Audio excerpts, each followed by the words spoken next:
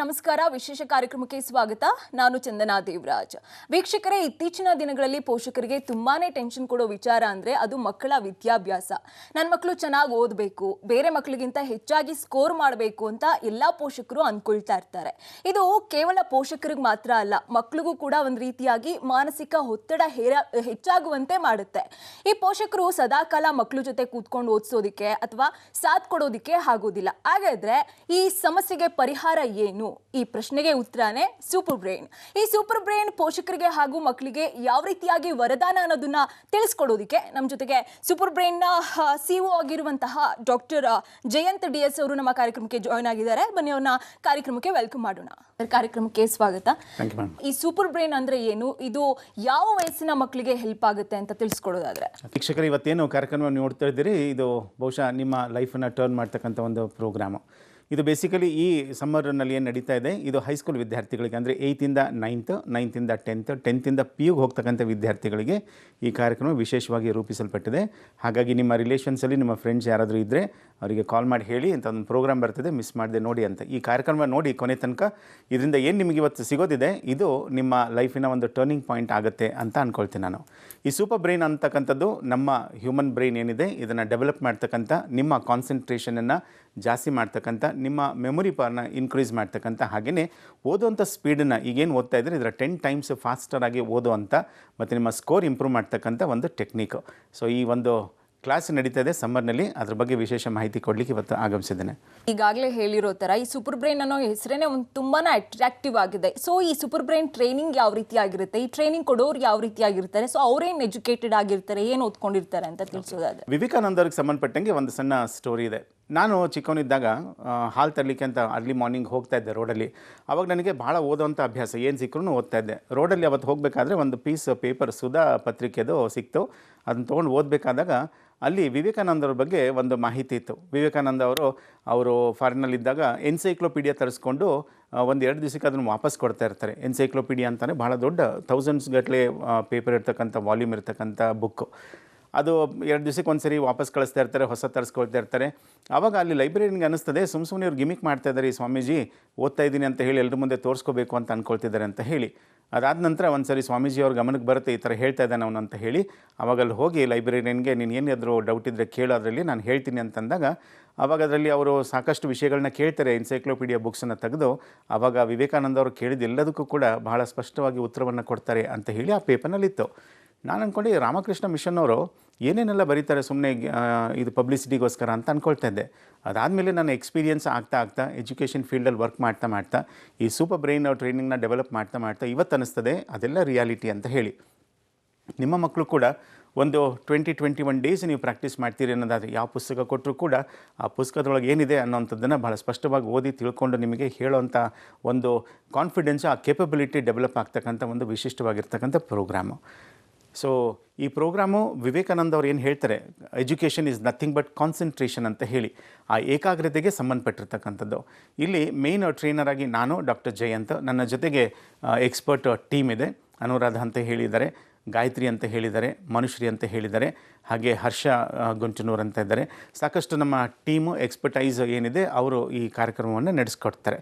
ಇದು 21 ಡೇಸಿನ ಪ್ರೋಗ್ರಾಮ್ ಇದೆ, 10 ಡೇಸಿನ ಪ್ರೋಗ್ರಾಮ್ ಇದೆ, 8 ಡೇಸಿನ ಪ್ರೋಗ್ರಾಮ್ ಇದೆ, depending on the availability of vacation. ಇತ್ತೀಚಿನ ದಿನಗಳಲ್ಲಿ ಮಕ್ಕಳು ಕೂಡ ಒಂದು ರೀತಿಯಾಗಿ ಡಿಪ್ರೆಷನ್ಗೆ ಹೋಗ್ತಾ ಇರ್ತಾರೆ. ಇದರಲ್ಲಿ ಶಿಕ್ಷಣದ ಪಾತ್ರ ಕೂಡ ಜಾಸ್ತಿ ಆಗಿರುತ್ತೆ. ಸೊ ಈ ಸೂಪರ್ ಬ್ರೈನ್ ಈ ಮಕ್ಕಳಿಗೆ ಯಾವ ರೀತಿಯಾಗಿ ಹೆಲ್ಪ್ ಮಾಡುತ್ತೆ, ಅಲ್ಲಿನ ಶಿಕ್ಷಣ ಅಂತ ತಿಳಿಸ್ಕೊಡೋದಾದ್ರೆ? ಬ್ರೈನ್ ಅನ್ನೋವಂಥದ್ದನ್ನು ಐನ್ಸ್ಟೀನ್ ಅವ್ರು ಏನು ಹೇಳಿದರೆ, brain is the most wonderful machine ever built in this universe ಅಂತ ಹೇಳ್ತಾರೆ. ಸೊ ಸೈಂಟಿಸ್ಟ್ ಏನು ಕಂಪೇರ್ ಮಾಡ್ತಾರೆ ಅಂದರೆ, ಈಗ ಬೆಂಗಳೂರು ಅಂತ ಒಂದು ದೊಡ್ಡ ಸಿಟಿ ಇದೆ, ನಮ್ಮ ಕೈನಲ್ಲಿ ಒಂದು ಲ್ಯಾಪ್ಟಾಪ್ ಇದೆ ಅಂದ್ಕೊಂಡ್ರೆ, ಲ್ಯಾಪ್ಟಾಪ್ ಭಾಳ ಚಿಕ್ಕದು, ಅಷ್ಟೇ ಪವರ್ಫುಲ್ ಇದ್ದು ಕೂಡ ಆ ಲ್ಯಾಪ್ಟಾಪಿನ ಸೈಜ್ ಚಿಕ್ಕದಿದೆ. ಇಡೀ ನಮ್ಮ ಬೆಂಗಳೂರು ವ್ಯಾಪಿಸ್ತಕ್ಕಂಥ ಒಂದು ದೊಡ್ಡ ಸೂಪರ್ ಕಂಪ್ಯೂಟರ್ ಮಾಡ್ತೀವಿ ಅನ್ನೋದಾದರೆ ಆವಾಗ ಅದರದ್ದು ಎಷ್ಟು ಪವರ್ಫುಲ್ ಕಂಪ್ಯೂಟಿಂಗ್ ಸಿಸ್ಟಮ್ ಇರ್ಬೋದು. ಅಂಥ ಒಂದು ಬೆಂಗಳೂರಿನಷ್ಟು ದೊಡ್ಡದಾಗಿ ವ್ಯಾಪಿಸಿರ್ತಕ್ಕಂಥ ಸೂಪರ್ ಕಂಪ್ಯೂಟರು ನಮ್ಮ ಬ್ರೈನು. ಸೊ ಇಷ್ಟು ಚಿಕ್ಕ ಜಾಗದೊಳಗಡೆಗೆ 1400 ಗ್ರಾಮ್ ಇದೆ, ಬರೀ 20 ವ್ಯಾಟ್ ಪವರ್ನಲ್ಲಿ ಅದು ವರ್ಕ್ ಮಾಡ್ತಿದೆ. ಇಂಥ ಒಂದು ಇನ್ಕ್ರೆಡಿಬಲ್ ಮಷಿನ್ ಏನಿದೆ, ಅದು ಇದ್ದು ಕೂಡ ಮಕ್ಕಳು ಒಂದು ವರ್ಷದೊಳಗಡೆಗೆ ಸೈನ್ಸ್ ಒಳಗೆ ಒಂದು 8, 10, 16 ಪಾಠಗಳಿದೆ, ಅದನ್ನು ಓದಲಿಕ್ಕೂ ಕೂಡ ಒದ್ದಾಡ್ತಾರೆ. ಎಕ್ಸಾಮ್ಸ್ ಒಳಗೆ ಅಷ್ಟೆಲ್ಲ ಕಷ್ಟಪಟ್ಟು ಹಗಲು ರಾತ್ರಿ ಓದಿ ಕೂಡ ಎಕ್ಸಾಮ್ಸ್ ಒಳಗೆ ಪರ್ಫಾರ್ಮ್ ಮಾಡಲಿಕ್ಕೆ ಅವರು ಹಿಂದೆ ಮುಂದೆ ಮಾಡ್ಕೊಳ್ತಾರೆ. ಒಂದು ಪವರ್ಫುಲ್ ಬ್ರೈನ್ ಇದ್ದೂ ಕೂಡ ಯಾಕೆ ವಿದ್ಯಾರ್ಥಿಗಳು ಕಷ್ಟಪಡ್ತಾ ಇದ್ದಾರೆ? ಯಾಕೆ ಅಂತಂದರೆ ಕೆಲವು ಅನ್ಸೈಂಟಿಫಿಕ್ ರಾಂಗ್ ಮೆಥಡ್ಸ್ ಇರ್ತದೆ. ಅದನ್ನು ಸರಿಯಾಗಿ ಸ್ಪಷ್ಟವಾಗಿ ತಿಳ್ಕೊಂಡು ಏನು ಸೈಂಟಿಫಿಕ್ ಮೆಥಡ್ಸ್ ಯೂಸ್ ಮಾಡಿದರೆ ಯಾವ ಹಂತದಲ್ಲಿ ಹೇಗೆ ಓದಬೇಕು, ಹೇಗೆ ಅದನ್ನು ನಾವು ಎಕ್ಸಾಮ್ಸ್ ಒಳಗಡೆಗೆ ಸ್ಕೋರ್ ಮಾಡಲಿಕ್ಕೆ ಯೂಸ್ ಮಾಡಬೇಕು ಅಂತ ಗೊತ್ತಾದರೆ ಭಾಳ ಈಸಿಯಾಗಿ ಖುಷಿಯಾಗಿ ಅವ್ರು ಓದಲಿಕ್ಕೆ ಸಾಧ್ಯ ಆಗ್ತದೆ. ಬ್ರೈನ್ ಟ್ರೈನಿಂಗ್ನ ಈ ಮಕ್ಕಳ ವಿದ್ಯಾಭ್ಯಾಸದ ಜೊತೆಗೆ ಬೇರೆ ಯಾವೆಲ್ಲ ವಿಚಾರಕ್ಕೆ ಹೆಲ್ಪ್ ಆಗುತ್ತೆ ಅಂತ? ಒಂದು ಮಕ್ಕಳ ಕಾನ್ಫಿಡೆನ್ಸ್ ಬಿಲ್ಡ್ ಆಗೋವಂಥದ್ದು. ಈಗ ಒಂದೇನು ಹೇಳ್ತಾರೆ, ಲರ್ನಿಂಗ್ ಈಸ್ ಆಲ್ವೇಸ್ ಜಾಯ್ಫುಲ್ ಅಂತ ಹೇಳಿ. ಲರ್ನಿಂಗ್, ಈಗ ಒಂದು ಸೈಕಲ್ ಕಲಿತೀವಿ ಅಂತ ಅಂದ್ಕೊಳ್ಳಿ, ಒಂದು ಖುಷಿ ಇರ್ತದೆ. ನಾನೊಂದು ಡ್ಯಾನ್ಸ್ ಕಲಿತಾ ಇರ್ತೀನಿ, ಖುಷಿ ಇರ್ತದೆ. ನಾನು ಸ್ವಿಮ್ಮಿಂಗ್ ಕಲಿತೀನಿ, ಖುಷಿ ಇರ್ತದೆ. So learning is always joyful, ಇದು ಟ್ರುತ್. ಮಕ್ಕಳು ಓದಬೇಕಾದ್ರೆ ಆ ಜಾಯ್ ಅಂತ ಅನಿಸಲ್ಲ ಅವರಿಗೆ, ಓದೋದು ಬರ್ಡನ್ ಅಂತ ಅಂದ್ಕೊಳ್ತಾರೆ. ಸೊ ಓದೋದು ಕೂಡ ಖುಷಿ ಆಗುತ್ತೆ ಅಂತ ಯಾವಾಗ ಗೊತ್ತಾಗ್ತದೆ, ಆವಾಗ ಇವತ್ತು ಓದಿರೋಂಥದ್ದು ಅವರ ಸ್ಟ್ರೆಂತ್ ಆ್ಯಡಪ್ ಆಗುತ್ತೆ, ಇವತ್ತು ಓದಿರೋಂಥದ್ದು ಅವ್ರ ನಾಲೆಜ್ ಆ್ಯಡಪ್ ಆಗುತ್ತೆ. ನಾಳೆ ದಿವಸಕ್ಕೆ ಕ್ಲಾಸಿಗೆ ಹೋಗಬೇಕಾದ್ರೆ ಆ ಕಾನ್ಫಿಡೆನ್ಸಲ್ಲಿ ಕ್ಲಾಸಿಗೆ ಹೋಗ್ತಾರೆ. ಸೊ ಹಾಗಾಗಿ ಮಕ್ಕಳ ಆ ಕಾನ್ಫಿಡೆನ್ಸ್ ಏನಿದೆ ಅವರ ಓವರಾಲ್ ಡೆವಲಪ್ಮೆಂಟ್ ಆಗಲಿಕ್ಕೆ ಹೆಲ್ಪ್ ಆಗ್ತದೆ. ಇನ್ನೊಂದು ಏನು ಅಂತಂದರೆ, ಈ ಸ್ಪೀಡ್ ರೀಡಿಂಗ್ ಟೆಕ್ನಿಕ್ಸ್ ಏನಿದೆ, ಇದು ಮಕ್ಕಳು ಏನು ಓದ್ತಾರೆ, ವರ್ಷ ಪೂರ್ತಿ ಓದ್ತಾರೆ, ಆದರೂ ಎಂಡ್ ಆಫ್ ದ ಇಯರು ಅವರಿಗೆ ನಾಲೆಜ್ ಅಷ್ಟಕ್ಕಷ್ಟೇ ಇರ್ತದೆ. ಸೊ ಒಂದು 3 ತಿಂಗಳ ಒಳಗಡೆಗೆ ಅವರ ಸ್ಪೀಡ್ ರೀಡಿಂಗ್ನ ನಾವು ಇಂಪ್ರೂವ್ ಮಾಡ್ತೀವಿ ಅನ್ನೋದಾದರೆ ಇಡೀ ಸಿಲೆಬಸ್ನ ಒಂದು 100 ಡೇಸ್ ಅಷ್ಟಿಗೆ ಮುಗಿಸ್ಬಿಡ್ತಾರೆ ಭಾಳ ಥರೋ ಆಗಿ ಅಂತ. ಆದರೆ ಇನ್ನು ಉಳಿದಂಥ ಟೈಮ್ ಏನಿದೆ ಅವರ ಒಂದು ಪರ್ಸ್ನಲ್ ಡೆವಲಪ್ಮೆಂಟಿಗೆ ಅವ್ರಿಗೆ ಎಷ್ಟೆಲ್ಲ ಎಬಿಲಿಟೀಸ್ ಇರ್ತದೆ. ಕೆಲವರಿಗೆ ಆರ್ಟ್ ಮಾಡೋಂಥದ್ದು ಇರ್ತದೆ, ಪೇಂಟಿಂಗ್ ಮಾಡೋಂಥದ್ದು ಇರ್ತದೆ, ಕೆಲವರಿಗೆ ಡ್ಯಾನ್ಸ್ ಇರುತ್ತೆ, ಸಿಂಗಿಂಗ್ ಇರುತ್ತೆ, ಪೊಯಿಟ್ರಿ ಇರ್ತದೆ. ಸೊ ಅವರ ಪೂರ್ತಿ ಸರ್ವತೋಮುಖ ಬೆಳವಣಿಗೆ ಆಗಲಿಕ್ಕೆ ಏನು ಟೈಮ್ ಬೇಕೋ ಅದನ್ನು ಕೊಡ್ಬೋದು. ಈಗ ಸೂಪರ್ ಬ್ರೈನ್ನಲ್ಲಿ ಟ್ರೈನಿಂಗ್ ತೊಗೊಂಡಿರುವಂತಹ ವಿದ್ಯಾರ್ಥಿಗಳನ್ನ ನೀವು ಎಷ್ಟೊಂದು ಜನನ ಗಮನಿಸಿರ್ತೀರಾ. ಸೊ ಮುಂಚೆಗೂ ಇಲ್ಲಿ ಟ್ರೈನಿಂಗ್ ತೊಗೊಂಡು ಆದಮೇಲೆ ಅವರ ಪರ್ಫಾರ್ಮೆನ್ಸ್ ನೋಡಿದ್ರೆ ಯಾವ ರೀತಿಯಾಗಿರುತ್ತೆ, ಏನು ಚೇಂಜಸನ್ನು ನೀವು ನೋಡಿದ್ದೀರಾ? ಜೊತೆಗೆ ಎಕ್ಸಾಂಪಲ್ ಜೊತೆಗೆ ಹೇಳೋದಾದರೆ, ಸೂಪರ್ ಬ್ರೈನಿಗೆ ಅಂತ ಬಂದಾಗ ಅವರ ಪೇರೆಂಟ್ಸು ನಮ್ಮ ಮಗಂದು ಈ ಥರದ್ದು ಪ್ರಾಬ್ಲಮ್ ಇದೆ, ಇದು ಕಂಪ್ಲೇಂಟ್ ಇದೆ, ಹಿಂಗಿದ್ದಾನೆ ಹಂಗಿದ್ದಾನೆ ಅಂತ ಹೇಳ್ತಿರ್ತಾರೆ. ಮುಗಿದಾದಮೇಲೆ ವಾಪಸ್ ಹೋಗ್ಬೇಕಾದ್ರೆ ಪೇರೆಂಟ್ಸು ಒಂದು ಎಷ್ಟು ಬ್ರೈಟ್ ಆಶ್ಚರ್ಯ ವ್ಯಕ್ತಪಡಿಸ್ತಾರೆ ಅಂತಂದರೆ, ಅವ್ರ ಕಣ್ಣುಗಳು ನೋಡಿದರೆ, ಆ ಮಗುನ ನೋಡಿದಾಗ ಅವ್ರಿಗೆ ಅನಿಸ್ತದೆ ಏನಿದು ಮಿರಾಕ್ಯುಲಸ್ ಚೇಂಜ್ ಆಗಿಬಿಟ್ಟಿದೆ ಒಂದು ವಾರದೊಳಗಡೆಗೆ ಅಂತ ಹೇಳಿ. ಸೊ ಮಕ್ಕಳ ಪರ್ಫಾರ್ಮೆನ್ಸ್ ಏನಿತ್ತು, ಏನಾಗಿದೆ ಅನ್ನೋದಕ್ಕೆ ಇದೊಂದು ವಿಡಿಯೋನ ನಾವು ನೋಡ್ಬೋದು. ಇಲ್ಲಿ ಸೂಪರ್ ಬ್ರೈನ್ ಟ್ರೈನಿಂಗ್ ಆಗಿರೋ ನಂತರ ಮಕ್ಕಳಲ್ಲಿ ಆಗಿರ್ತಕ್ಕಂಥ ಪರ್ಫಾರ್ಮೆನ್ಸನ್ನ ನೋಡೋಣಂತೆ. Now it's about to go down. I'm gonna take it higher. It's time for me to light it so they can't deny it. Hey, bring that fire.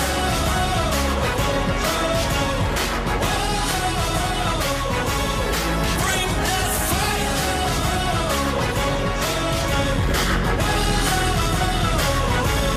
Bring that fire.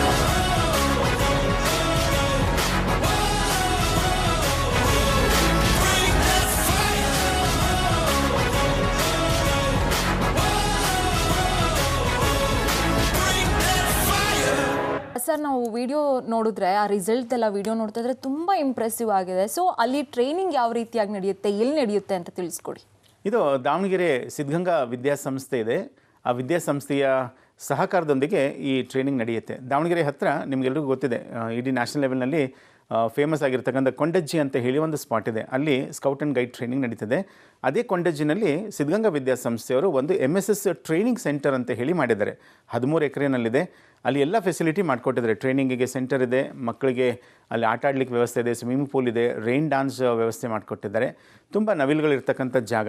So ಹಚ್ಚ ಹಸಿರಿಂದ ಕೂಡಿರ್ತಕ್ಕಂಥ 13 ಎಕರೆ ಜಾಗದಲ್ಲಿ ಈ training ನಡೆಯುತ್ತೆ. ಮಕ್ಕಳು ಬಂದಂಥವರು Siddaganga ವಿದ್ಯಾಸಂಸ್ಥೆಯಲ್ಲಿ ಉಳ್ಕೊಳ್ತಾರೆ. Halting ವ್ಯವಸ್ಥೆ ಅಲ್ಲಿರ್ತದೆ. ಬೆಳಿಗ್ಗೆ ಅಲ್ಲಿಂದ ನಾವು travel ಮಾಡ್ತೀವಿ, 18 ಕಿಲೋಮೀಟರ್ ಇದೆ. ಅಲ್ಲಿ ಟ್ರೈನಿಂಗ್ ಮುಗಿಸ್ಕೊಂಡು ರಾತ್ರಿ 8 ಗಂಟೆಗೆ ಮತ್ತೆ ಸಿದ್ಧಗಂಗಾ ವಿದ್ಯಾಸಂಸ್ಥೆಗೆ ವಾಪಸ್ ಬರ್ತೀವಿ. ಸೊ ಭಾಳ ಬ್ಯೂಟಿಫುಲ್ ಆಗಿರ್ತಕ್ಕಂಥ ಜಾಗ. ಮಕ್ಕಳು ಸ್ಪೆಷಲಿ ಈ ಮೆಟ್ರೋಪಾಲಿಟನ್ ಸಿಟಿನಲ್ಲಿ ಬೆಂಗಳೂರು, ಹುಬ್ಬಳ್ಳಿ ಇಂಥ ಕಡೆಯಿಂದ ಬಂದಂಥ ಮಕ್ಕಳಿಗೆ ಅದೊಂದು ಹೊಸ ವಾತಾವರಣ, ಭಾಳ ಸಂತೋಷ ಆಗ್ತದೆ. ಅದೆಷ್ಟು ಹೇಳಿದ್ರು ಕಡಿಮೆನೇ. ಒಂದು ಸರಿ ಅದು ಹೇಗಿದೆ ಟ್ರೈನಿಂಗ್ ಅಂತ ನೋಡ್ಕೊಂಡು ಬಂದ್ಬೇಡ.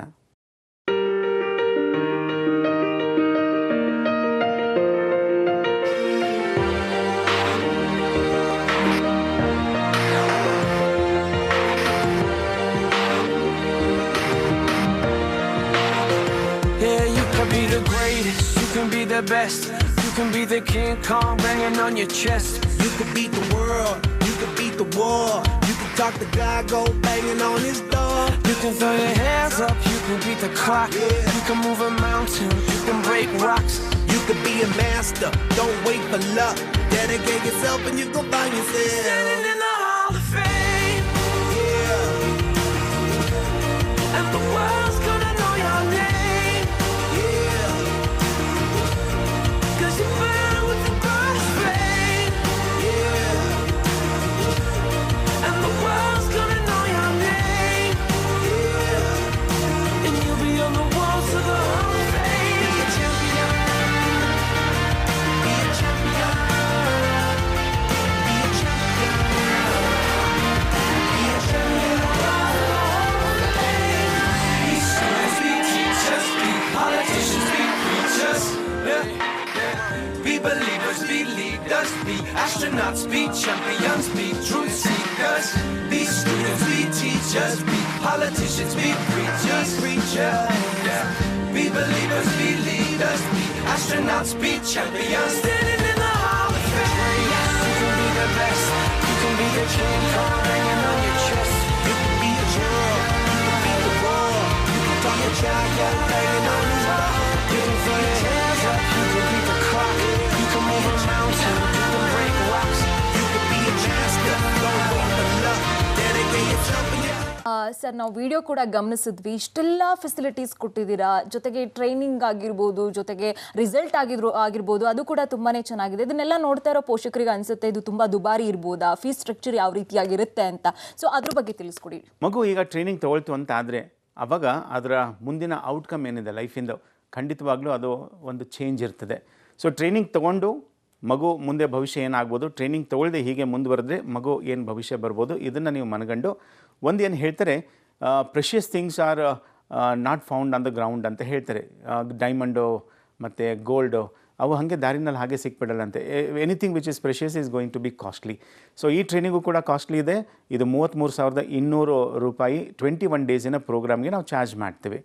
ಈಗ ಸಮ್ಮರ್ ಕ್ಲಾಸಿಗೆ ಅಂತ ಹೇಳಿಬಿಟ್ಟು 8 ಡೇಸಿನ ಪ್ರೋಗ್ರಾಮು 23,200 ಇರ್ತದೆ. ಆದರೆ ಈಗ ನಮ್ಮ ವಿಶೇಷ ಕಾರ್ಯಕ್ರಮ ಒಂದು ಏನು ನಡೀತಾ ಇದೆ, ಈಗ ಅದು 15ನೇ ತಾರೀಕಿಂದ 25ನೇ ತಾರೀಕು ಮಧ್ಯದಲ್ಲಿ, ಅಂದರೆ 17ಕ್ಕೆ ಪ್ರಾರಂಭ ಆಗ್ತದೆ, 25ಕ್ಕೆ ಎಂಡ್ ಆಗ್ತದೆ. ಈ ಪ್ರೋಗ್ರಾಮ್ಗೆ ಅಂತ ಹೇಳಿಬಿಟ್ಟು ಪೋಷಕರಿಗೆ 10,200 ರೂಪಾಯಿನಲ್ಲಿ ಸಿಗ್ತದೆ. ಸೊ ಬರೀ 10,200. ಇದರ ಒಳಗಡೆಗೆ ಮಕ್ಕಳಿಗೆ ಅಕಾಮಡೇಷನ್ನು, ಅವರಿಗೆ ಫುಡ್ಡು, ಟ್ರಾವೆಲಿಂಗು, ಜೊತೆಗೆ ಅಲ್ಲಿ ಟ್ರೈನಿಂಗ್ ಬೇಕಾಗಿರ್ತಕ್ಕಂಥ ಎಲ್ಲ ಸಾಮಗ್ರಿ, ಜೊತೆಗೆ ಟ್ರೈನಿಂಗು. ಇದು ಭಾಳ ಕಡಿಮೆ. ಹಾಗೆ ನೋಡಿದರೆ ಅವರಿಗೆ ಏನು ಮಕ್ಕಳಲ್ಲಿ ಟ್ರಾನ್ಸ್ಫಾರ್ಮೇಷನ್ ಆಗ್ತದೆ, ಅವ್ರಿಗೇನು ಬದಲಾವಣೆ ಆಗ್ತದೆ, ಅದ್ರ ಮುಂದೆ ಅವರಿಗೆ ಏನು ಲಭ್ಯ ಆಗಲಿಕ್ಕಿದೆ ಲೈಫ್ನಲ್ಲಿ, ಅವರ ಕಾನ್ಸಂಟ್ರೇಷನ್ ಏನು ಡೆವಲಪ್ ಆಗಲಿಕ್ಕಿದೆ, ಇದಕ್ಕೆ 10,200 is a very very okay price ಅಂತ ಅಂದ್ಕೊಳ್ತೀನಿ ನಾನು. ಸೊ ಪೇರೆಂಟ್ಸ್ಗೆ ನಿಮಗೆ ಇದಕ್ಕೆ ಇಷ್ಟ ಇದ್ದರೆ ಈಗಲೇ ನೀವು ಈ ನಂಬರ್ಗೆ ಏನು ಕಾಣ್ತದೆ, ನಂಬರ್ಗೆ ನಿಮ್ಮ ಮಗು ಹೆಸರು ಮತ್ತು ಮಗುವಿನ ಫೋಟೋವನ್ನು ವಾಟ್ಸಪ್ ಮಾಡಿದರೆ ಅಲ್ಲಿ ರಿಜಿಸ್ಟ್ರೇಷನ್ ಆಗ್ತದೆ. ನಿಮ್ಮ ಮಗುವಿನ ಭವಿಷ್ಯ ಮುಂದೆ ಉಜ್ವಲವಾಗಬಹುದು.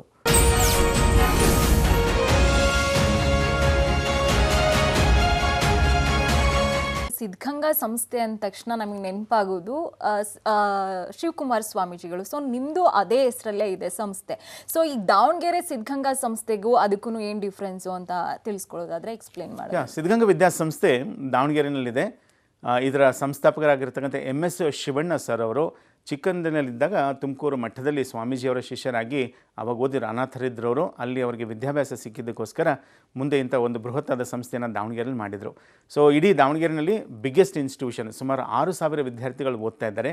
One of the most disciplined ನಾನು ನೋಡಿರ್ತಕ್ಕಂಥ ಇನ್ಸ್ಟಿಟ್ಯೂಷನ್ನಲ್ಲಿ ಮಕ್ಕಳ ಸರ್ವತೋಮುಖ ಬೆಳವಣಿಗೆ, ಅವರೆಲ್ಲ ಕ್ರಿಯೇಟಿವಿಟಿಯಿಂದ ಹಿಡಿದು ಆಗಸ್ಟ್ 15ನ ಪ್ರೋಗ್ರಾಮ್ಸಿಂದ ಹಿಡಿದು ಮಕ್ಕಳ ಪರ್ಫಾರ್ಮೆನ್ಸಿಂದ ಹಿಡಿದು, ನಿನ್ನೆ ತಾನೇ 10th ರಿಸಲ್ಟ್ಸ್ ಬಂತು, ಡಿಸ್ಟಿಕ್ಕಿಗೆ ಟಾಪ್ ಇದ್ದಾರೆ. ಸೊ ಎಲ್ಲ ಹಂತದಲ್ಲೂ ಕೂಡ ಮಕ್ಕಳ ಪ್ರತಿಭೆಯನ್ನು ಅನಾವರಣಗೊಳಿಸ್ತಕ್ಕಂಥ ಬ್ಯೂಟಿಫುಲ್ ಇನ್ಸ್ಟಿಟ್ಯೂಷನ್ ಇದೆ. ಸೊ ಈ ಸಂಸ್ಥೆ ಎಷ್ಟು ಹೇಳಿದ್ರು ಕಡಿಮೆ ಅಂತ ಅನಿಸ್ತದೆ. ಒಂದು ಸರಿ ಇದರ ವಿಡಿಯೋನ ನೋಡೋಣಂತೆ. ಅದು ನೋಡಿದ ಮೇಲೆ ಈ ಸಂಸ್ಥೆಯ ಬಗ್ಗೆ ಒಂದು ವಿಶೇಷ ಮಾಹಿತಿ ಕೊಡಲಿಕ್ಕಿದೆ, ಅದನ್ನು ನಾನು ಹೇಳ್ತೇನೆ.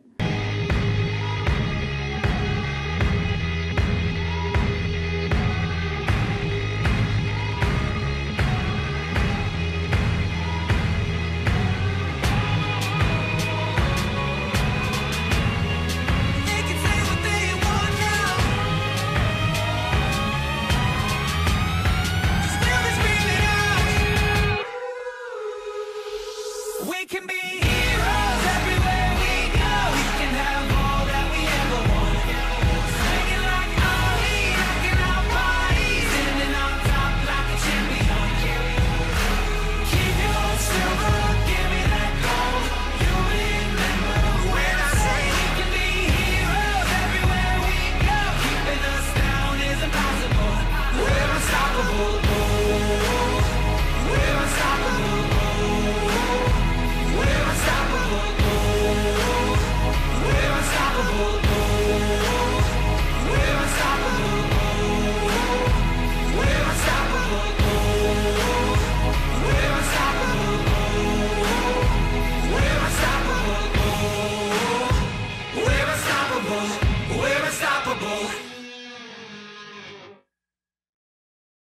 ಈಗ ತಾನೇ ನೋಡಿದ್ರಿ ಇಂಥ ಒಂದು ವೈಬ್ರೆಂಟ್ ಇರ್ತಕ್ಕಂಥ ಇನ್ಸ್ಟಿಟ್ಯೂಷನ್ನು ದಾವಣಗೆರೆಯಲ್ಲಿದೆ. ಸೊ ಇದರ ಸಂಸ್ಥಾಪಕರಾಗಿರ್ತಕ್ಕಂಥ MS ಶಿವಣ್ಣರ ಹೆಸರಿನಲ್ಲಿ ಒಂದು ಸ್ಕಾಲರ್ಶಿಪ್ ಕೊಡ್ತಾರೆ. MS ಸ್ಕಾಲರ್ಶಿಪ್ ಅಂತ ಹೇಳ್ತೀವಿ. ಯಾರು 10th 600 ಮಾರ್ಕ್ಸ್ ತೊಗೊಂಡಿದ್ದಾರೆ, SSLCನಲ್ಲಿ 600ಕ್ಕಿಂತ ಹೆಚ್ಚಿರ್ತಕ್ಕಂಥ ವಿದ್ಯಾರ್ಥಿಗಳಿಗೆ ಇಲ್ಲಿ 2 ವರ್ಷ ಫಸ್ಟ್ PU ಸೆಕೆಂಡ್ PU ಅವರ PUC ವಿದ್ಯಾಭ್ಯಾಸದ ಜೊತೆಗೆ ಅವರ ನೀಟು JE ಮತ್ತು CET ಕೋಚಿಂಗ್ನ ಸಂಪೂರ್ಣವಾಗಿ ಉಚಿತವಾಗಿ ಅವರಿಗೆ ಕೊಡ್ತಾರೆ.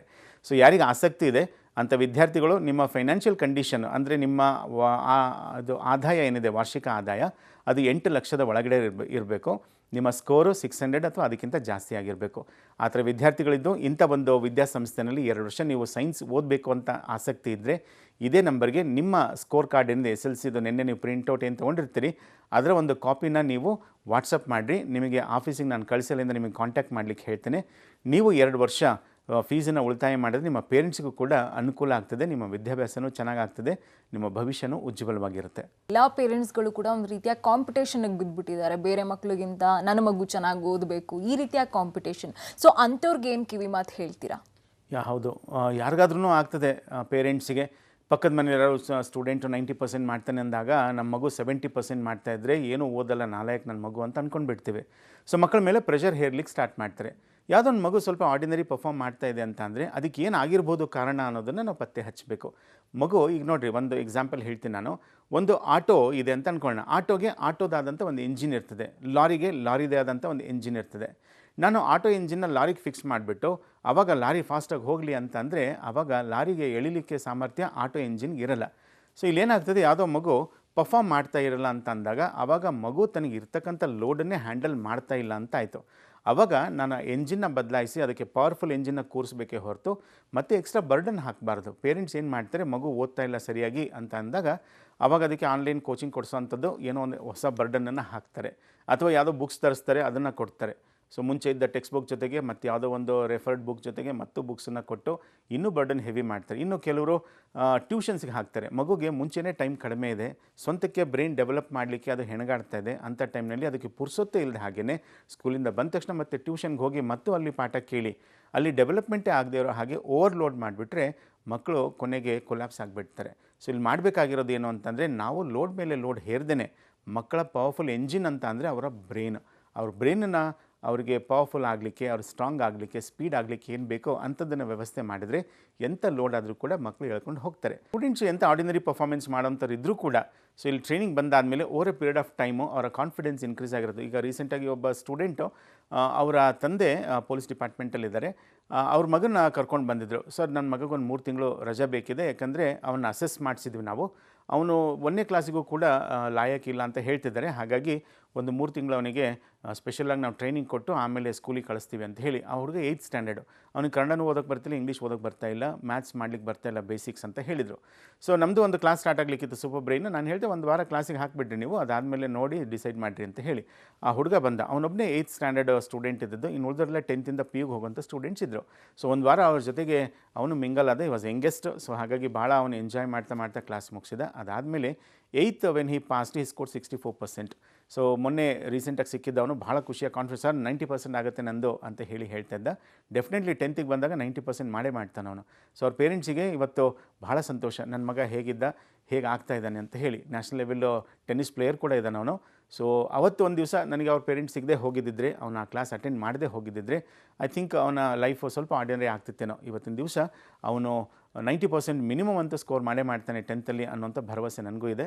ಸೊ ಅದೊಂದು ಕಾನ್ಫಿಡೆನ್ಸ್ ಅವನಿಗೆ ಬಿಲ್ಡಪ್ ಆಗಿರ್ತಕ್ಕಂಥದ್ದು ಭಾಳ ಸಂತೋಷದ ವಿಷಯ ಅಂತ ಅನಿಸ್ತದೆ ನನಗೆ. ನೀವು ಒಂದು ಎಕ್ಸಾಂಪಲ್ ಮುಖಾಂತರ ನೀವು ಹೇಳಿದ್ರಿ. ಸೊ ನನಗೊಂದು ಕ್ವೆಶನ್ ಬಂತು. ಈಗ 5 ಬೆರಳು ಒಂದೇ ಥರ ಇರಲ್ಲ. ಕೆಲವೊಂದು ಮಕ್ಕಳು ಚೆನ್ನಾಗಿ ಓದ್ತಾರೆ, ಇನ್ನು ಕೆಲವು ಮಕ್ಕಳು ಚೆನ್ನಾಗಿ ಓದಲ್ಲ. ಇನ್ನು ಕೆಲವು ಮಕ್ಕಳು ಹೆಂಗೆ ಅಂದರೆ ಓದಿದ್ರೂ ಕೂಡ ಅದು ನೆನಪಲ್ಲಿ ಉಳ್ಕೊಳ್ಳೋದಿಲ್ಲ. ಆ ರೀತಿಯಾಗಿ ಮರ್ತೋಗ್ತಾ ಇರುವಂತಹ ವಿದ್ಯಾರ್ಥಿಗಳಿಗೆ ನೀವು ನಿಮ್ಮ ಇನ್ಸ್ಟಿಟ್ಯೂಷನಲ್ಲಿ ಯಾವ ರೀತಿಯಾಗಿ ಟ್ರೈನಿಂಗ್ ಮಾಡ್ತೀರಾ? ಒಂದೇನು ಅಂತಂದರೆ, ಮೆಮೊರಿ ಹೇಗೆ ವರ್ಕ್ ಆಗುತ್ತೆ ಅನ್ನೋವಂಥದ್ದನ್ನು ಸ್ಪಷ್ಟವಾಗಿ ನಾವು ಅರ್ಥ ಮಾಡಿಸ್ತೀವಿ. ಹೇಗೆ ಬ್ರೈನ್ ಒಳಗಡೆಗೆ ಯಾವ್ಯಾವ ಏರಿಯಾದಲ್ಲಿ ಸ್ಟೋರ್ ಆಗುತ್ತೆ ಮೆಮೊರೀಸು, ಸೊ ಅದರೊಳಗಡೆಗೆ ಟೆಂಪ್ರರಿ ಮೆಮೊರಿ ಎಲ್ಲಿ ಸ್ಟೋರ್ ಆಗುತ್ತೆ, ಅದನ್ನು ಪರ್ಮನೆಂಟ್ ಹೇಗೆ ಮಾಡಬೇಕು ಅನ್ನೋಂಥದ್ದು ಟೆಕ್ನಿಕ್ ಮಕ್ಳಿಗೆ ಗೊತ್ತಾದರೆ ಅವಾಗ ಅವರಿಗೆ ರಿವಿಷನ್ ಮಾಡುವಂಥದ್ದು ಒಂದು ಐಡಿಯಾ ಬರುತ್ತೆ. ಸಾಮಾನ್ಯವಾಗಿ ಕನ್ಫ್ಯೂಷನ್ ಏನು ಮಾಡ್ಕೊಳ್ತಾರೆ ಅಂದರೆ, revision is something done with the brain. So ಮಕ್ಕಳು 2ನೇ ಸರಿ ಓದಿದೆ, 3ನೇ ಸರಿ ಓದಿದೆ ಅಂತ ಅಂದ್ಕೊಳ್ತಾರೆ. 2-3ನೇ ಸರಿ ಓದೋವಂಥದ್ದು ರಿವಿಷನ್ ಆಗಲ್ಲ. Revision is something done with the brain.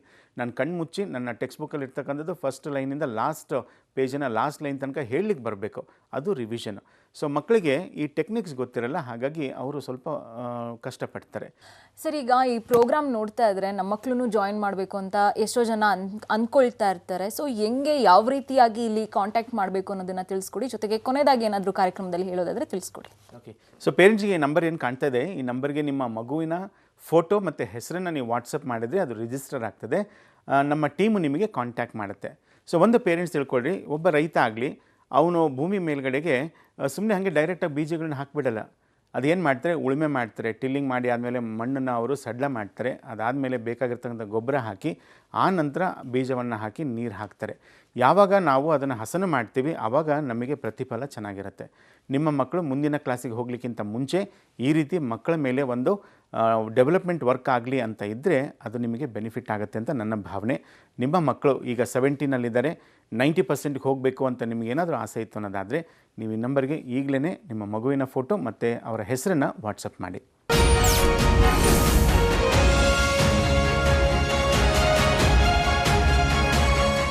Okay sir, ಈಗಿನ ಕಾಂಪಿಟೇಷನ್ ವರ್ಲ್ಡ್ಗೆ ಈ ಸೂಪರ್ ಬ್ರೈನ್ ತುಂಬಾ ಹೆಲ್ಪ್ ಆಗುತ್ತೆ ಅಂತ ನನಗನ್ನಿಸ್ತು. ಥ್ಯಾಂಕ್ ಯು ಸೋ ಮಚ್ ಕಾರ್ಯಕ್ರಮಕ್ಕೆ ಜಾಯ್ನ್ ಆಗಿದ್ದಕ್ಕೆ. ನೋಡೋದ್ರಲ್ಲ ವೀಕ್ಷಕರೇ, ಇದಾಗಿತ್ತು ಈ ಹೊತ್ತಿನ ವಿಶೇಷ ನೇರ ಪ್ರಸಾರ ಕಾರ್ಯಕ್ರಮ. ನೆನಪಿರ್ಲಿ, ನ್ಯೂಸ್ ಅಂದರೆ ಪಬ್ಲಿಕ್ ಟಿವಿ.